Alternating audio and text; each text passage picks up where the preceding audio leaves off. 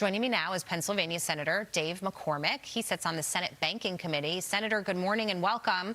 What can you tell us about the status of negotiations on this bill? How did conversations end before recess? Since it's been renewed in the news cycle, crypto prices are rebounding after a pretty massive sell-off.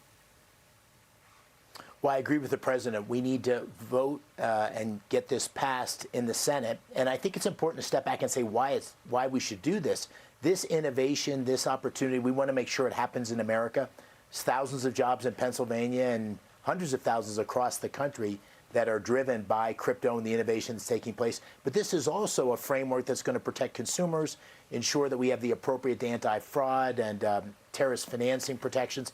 So this legislation is something we need to get done. It was voted out of the Banking Committee with bipartisan support, and now it's time to bring it to the floor and vote. And I think we'll get that vote very soon after we come back in September. And I'm encouraging my Democratic colleagues to vote for it. I think there's some open issues that we're working hard to resolve, and I'm optimistic we'll get this done. Okay. Well, the Senate also has limited time to advance more of the president's agenda before the midterms, and the Senate each rolling out its own versions of a third reconciliation package to provide funding for the military, farm relief, and implement the Save America Act policies. Senator, what do you think the Senate can actually get done realistically before the midterms? Because a lot of these points are key on voters' minds.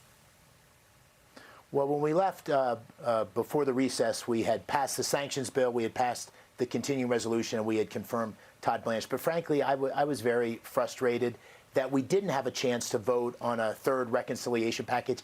That is the path to getting Save America done. That is the path to getting additional funding, supplemental for our military and our intel, which we need at this moment when young men and women are abroad defending America's interest. And it does support, as you said, the supplemental for ag.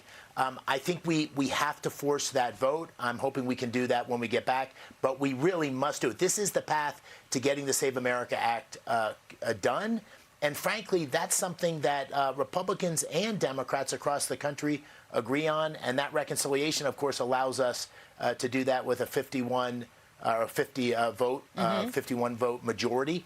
And that's what we need to do. And unfortunately, our Democratic colleagues have not supported that, despite it being an 80-20 issue with the American people for voter ID and voter registration. And so reconciliation is the path to do it. Our chairman of the Budget Committee, Ron Johnson, left, I think, for the recess with an assignment to come back to the caucus for a way that we can get a vote on that soon after getting back. All right. Well, I'm counting. It's 74 days away from the midterm elections, and the economy is top of mind for voters as well. Senator, you and your colleagues are trying to hold on to or even expand slim majorities in both chambers. You recently hosted a defense summit to help bring jobs and investments to Pennsylvania. How would you reassure voters that Republicans are working to help Americans' wallets, not just with more jobs and growth opportunities, but also on food costs, gas prices, the whole kitchen table set?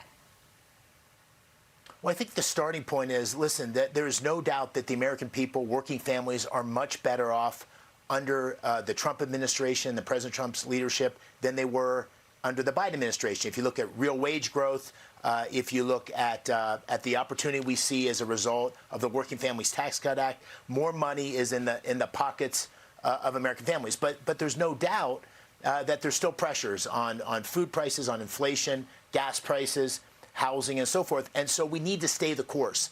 And so the most important thing we could do is unlock energy. And that's why I've been such an advocate of permitting reform. This is the biggest thing we could do to advance the president's agenda. There's about $1.5 trillion sitting on the sidelines as a result of permitting reform. It takes about 6 years to get approval for an energy project in America. It took about 3.5 years to win World War II. So permitting reform, I think, is the long pole in the tent in terms of continuing to advance our economy.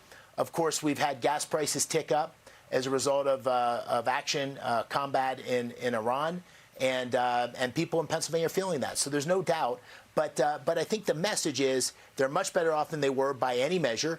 And there's great things continuing to come. That Defense and Innovation Summit, I mean, we announced $10 billion of new investment, 5,000 new jobs. That wouldn't have happened without President Trump's leadership, and that's happening across all of Pennsylvania and America. I want to get a quick final one to you before we go. The EPA issuing a waiver expanding the gasoline supply to help bring costs down. Today's national average for a gallon of regular gasoline in this country, $4.10. Senator, voters are worried about these gas prices. How much is this going to help at the pump with the backdrop of the Iran war still in play?